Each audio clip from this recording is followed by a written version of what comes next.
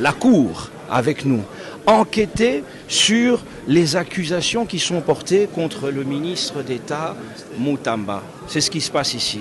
Donc je ne vais pas sortir de ce qui passe ici parce qu'en tant qu'avocat, je ne suis pas là pour commenter outre mesure le procès qui est en cours, mais juste pour des raisons pédagogiques, je peux vous dire que la Cour est en train de faire son enquête. C'est ce qu'on appelle l'instruction d'audience. Elle cherche à savoir si les accusations portées contre le prévenu par le procureur général sont fondées ou non.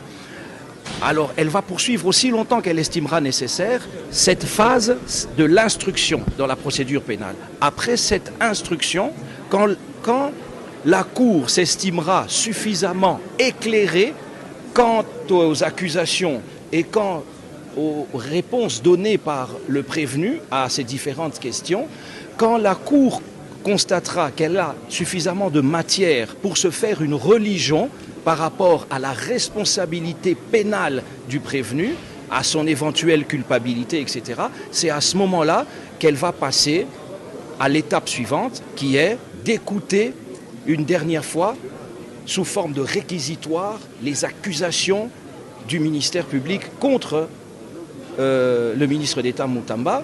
Et ensuite, nous passerons à la phase des plaidoiries où les avocats de la défense démontreront, c'est notre mission, une fois pour toutes, l'innocence du prévenu qui plaide non coupable naturellement.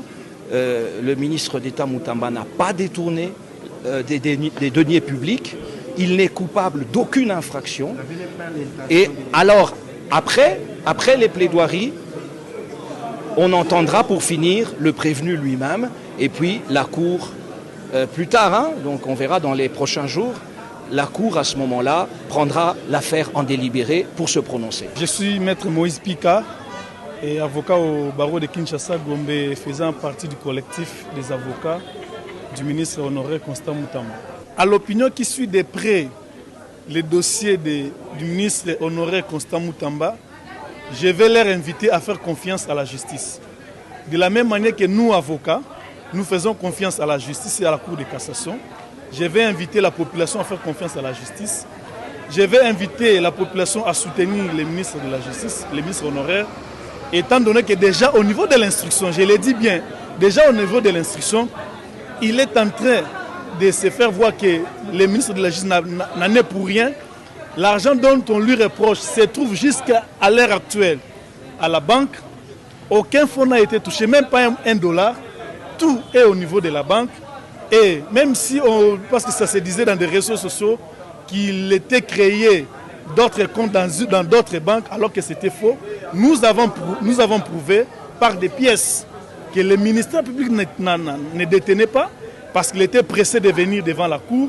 Nous avons prouvé par des pièces qu'il n'avait pas création d'autres comptes à l'endroit d'autres. Non, il était plutôt question, les comptes qui ont été créés par la même banque.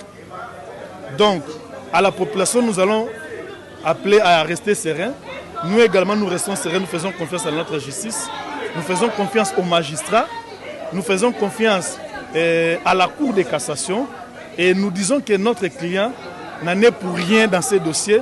Il n'y a pas eu détournement, il n'y a pas eu vol, il n'y a rien eu, sinon le ministère public lui-même qui était en train de prendre, n'est-ce pas, la position, aurait présenté devant la Cour de cassation les pièces que lui détenait par rapport au détournement.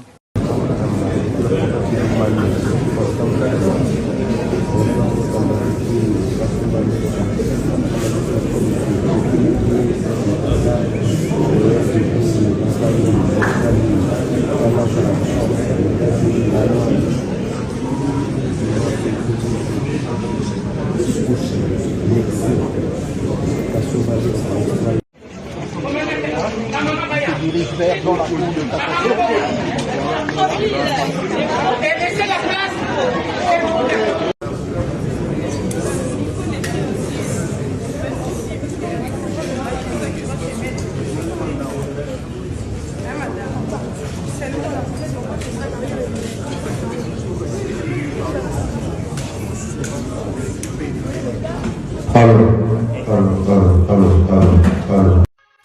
question très honnête.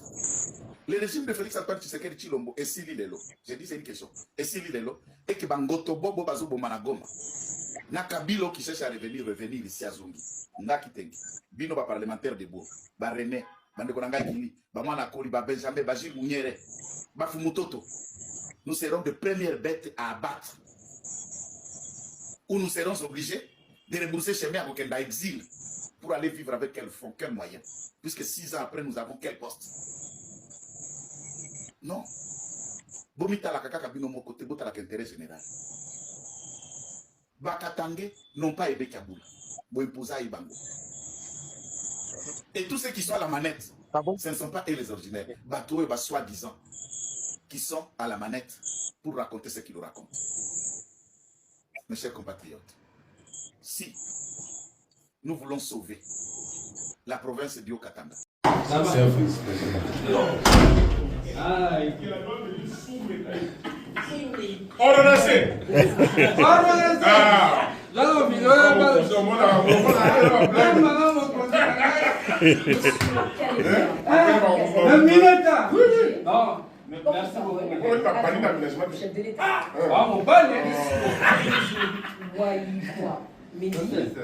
chargé des missions du chef de l'État en charge des analyses, la stratégie. Ils ont mis leur accord en place. Alors, les articles sont au nombre de 3. On ne voit pas l'intérêt suprême de la nation. Moi, je vais vous lire article après article. Vous allez voir. C'est pourquoi j'ai dit, de la même manière que la Bible s'explique elle-même, l'accord s'explique lui-même. Si moi je dis ce qui me passe par la tête, vous allez me traiter de menteur. Les discours de politiciens, bons à consommer pour les naïfs. L'accord maintenant lui-même nous dit quoi? Pourquoi est-ce que moi, accord, on m'a mis au monde? C'était pour les Congolais. Article 1. Qu'est-ce qu'ils disent? C'est ce que dit accepter les conditions suivantes. Article 1. Immunité totale. Leur problème numéro 1. Hey, tu dois nous donner l'immunité. Vous comprenez? Immunité totale. Pour le clan Kabila, c'est-à-dire, entre parenthèses, il vient d'ouvrir la parenthèse, famille et dignitaire de son régime. Point. Il ferme la parenthèse et il continue. Pas de poursuite pénale pour tous les crimes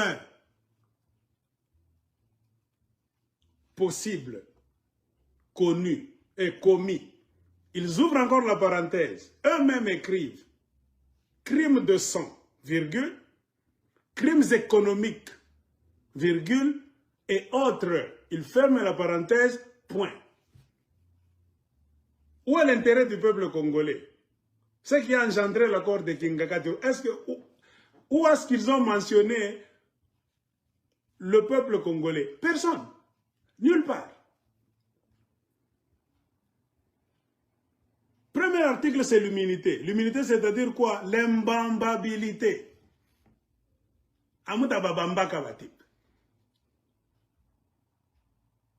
Si quelqu'un ne veut pas qu'on l'arrête dans le futur,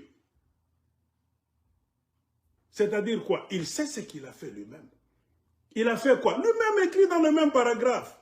Il y a des crimes politiques, des crimes économiques. Quand on dit Matata Pogno a volé, qui était ministre? Kabila a volé. Il a hypothéqué presque 3/4 des mines du Congo, dont la grande partie se trouve au Katanga, ou Tabiche. C'est l'économie, c'est l'argent. Quand on te dit Katumbi ni Mwizi, c'est Katumbi qui a appelé Dan Gettler, les Juifs. C'est Kabila et Katumbi qui ont tué la Jekamine, la SNCC, Bariangusha, ou Tabiche. Matata Pogno, c'est un voleur. Un vrai voleur. Oh, du moins lui, hein, il vole mais il construit au Congo. Mais quelqu'un vous vole 100 milliards de dollars américains. Il vous construit une université de 2000 $ américains. Vous applaudissez, vous êtes quel peuple, vous? Eux-mêmes s'accusent. Article 1er. Nous cherchons l'immunité. Pourquoi pas de poursuite pénale pour les crimes de sang, c'est-à-dire ils ont tué des gens, crimes économiques, crimes politiques. Il n'y a pas du peuple congolais là-dedans. Personne ne parle du peuple congolais, c'est eux. Leur immunité. Comprenez pourquoi Joseph Kabila, avant de partir, avait réussi à mettre en place une immunité taillée sur mesure. Il s'est autoproclamé sénateur à vie. Calcul machiavélique. Après la présidence, il continuera à vivre toute sa vie dans l'immunité jusqu'à ce qu'il va descendre au tombeau. Non pas seulement lui-même. Est-ce que c'est lui-même qui était dans le mauvais jeu? Non. Leur accord dit très bien. C'est moi, Joseph Kabila, et mon clan. C'est-à-dire les dignitaires du régime de Kabila. Donc Kabila n'a pas volé lui-même. C'est un clan là-bas. Les dignitaires, ce n'est pas n'importe qui. Ce ne sont pas tous les gens du PPRD, non. Les dignitaires, ce sont les grands dirigeants, les gros poissons, les baleines. Joe Bangifi.